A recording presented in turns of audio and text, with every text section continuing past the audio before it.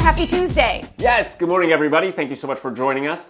One of the things we've heard is how stressed we are sometimes in working with our clients. They ask us for advice, and while we are an advisor, a lot of times we put a pressure on ourselves because we don't want the repercussions of a decision they make to fall back on us.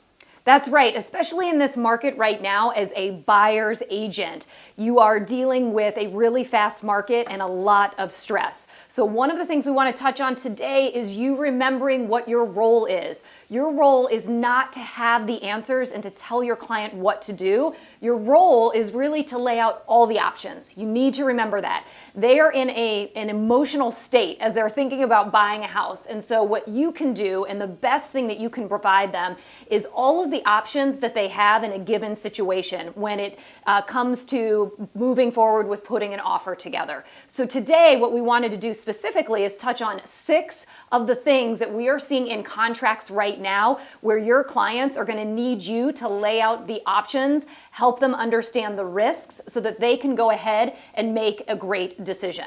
So the first one we're going to touch on is all about the appraisal contingency. We're seeing that a lot in the market right now, but it's talking about the risks and how you help your clients navigate whether or not they should remove the appraisal contingency. The second one that we are going to touch on today is whether or not your buyer client should consider removing the inspection contingency. There's obviously a lot of risk that can go into that, but in this market we are seeing where some buyers are taking that risk or choosing to remove it.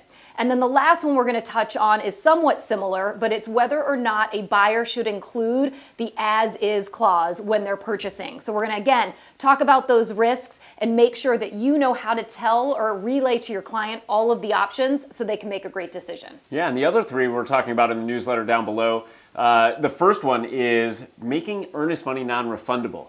Of course, there's a risk there, so read about how to communicate that and give your clients that option.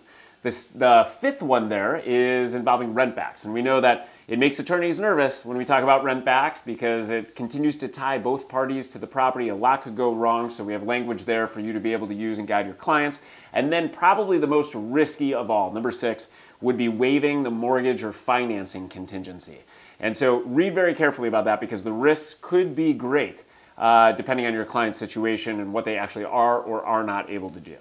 So we hope that you find this information that we provide in the newsletter today super helpful. Send us an email, let us know what you think, and make sure that you check out all 6 of these different scenarios so that you can be in great shape when you're working with your buyers. Make it a great Tuesday, and remember, you've got this.